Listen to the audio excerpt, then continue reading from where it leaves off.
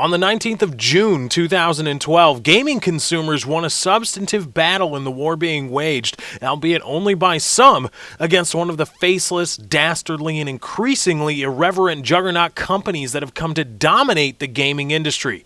Yeah, that's right, I'm talking about Activision and their tag-along Blizzard. Starting in late June, a group of gamers disgruntled by Activision's most recent truckloads of cash for stuff that isn't quite shitty enough to be called shit outright scheme, Diablo 3, will be able to apply for full refunds of the purchase price of the always online title that has been beleaguered since launch by shoddy servers, inexplicable down and queue times, questionable development schemes, and what can at best be described as increasingly irreverent customer service from company representatives. Chalk one up for Western civilization in the good old US of A, right? As reported by sites like GameTrailers.com and the Wall Street Journal, of all things, starting June 25th all the way to July 3rd, pissed off Diablo 3 players from South Korea will be eligible to apply for a full refund from Activision, provided those players are under level 40 with respect to in-game character progression. And whatever you do, don't let Activision Blizzard try to flip the script on you. This is not a benevolent act on their part. This is their ass-covering response to South Korea's Fair Trade Commission launching an investigation into Activision's satellite offices in Seoul. After Activision tried to give the old no, fuck you to Korean gamers utterly pissed off at the decrepit servers and disrespectful tone from customer service reps by denying the refund requests of the gamers originally. Apparently, the South Korean government, whose consumer protection laws require the availability of refunds if problems with a product are not the consumer's fault, decided to step in with an even bigger no, fuck you to Activision and launch the investigation. Now, I love this story. I do. It gets me rock fucking hard to know that somewhere in this world, not only are video game consumers beginning to understand their collective power in the gaming industry, but also the governing body presiding over those consumers will go to bat for them against a multinational corporation. I mean, look at what just happened.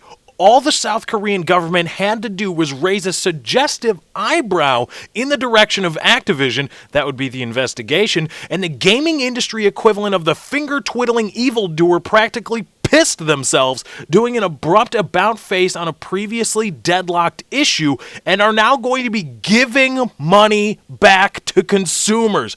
Activision is actually doing that. That's fucking awesome! But still, some part of me can't help but think, South fucking Korea? Activision starts all this bullshit through the years and we have to rely on South motherfucking Korea to be the first shoe to drop? I mean, I come from the land of the free and the home of the fucking brave, where we have the Federal Trade Commission, the Securities and Exchange Commission, the Better Business Bureau, and literally countless other consumer watchdog groups that are supposedly poised to take the reins and act on behalf of consumers who, unbeknownst to them, have been getting the spiked dick from greedy corporations and conglomerates since time immemorial. Where were they? They should have at least cleared their throat to announce their presence in the room in which this non-consensual sodomy has been occurring. However, and this is full disclosure, I know that the gaming world is a business and businesses make profits. I understand that, I respect that, and to a certain degree I enjoy that. No part of me thinks the gaming world would be better off without the competition that for-profit business brings. That being said, there is a point where profit-seeking becomes reckless profiteering, and it is not unreasonable to argue that Activision has, at the very least, been teeter-tottering on the line separating those two areas.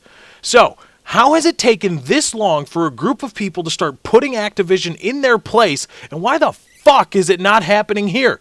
I mean, look around. Gamers here are supremely pissed off with Diablo 3 for many of the same reasons Korean players united in backlash at Activision. So what is keeping our disgruntled, and with good reason, player base from uniting similarly? Idiots. That's who. Yeah, idiots.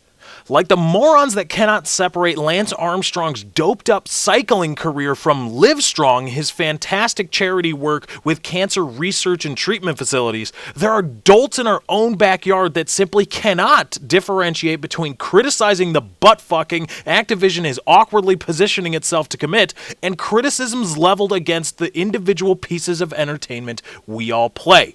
Are you upset that you, as a Diablo 3 player, are forced to bear the brunt of Activision's inability to keep out hackers and cheaters by having to comply with the flatly ridiculous always-online DRM Blizzard enacted to, in part, also saddle you with the figurative weight of the economy born from the real money auction house? Think that's a little fucked up?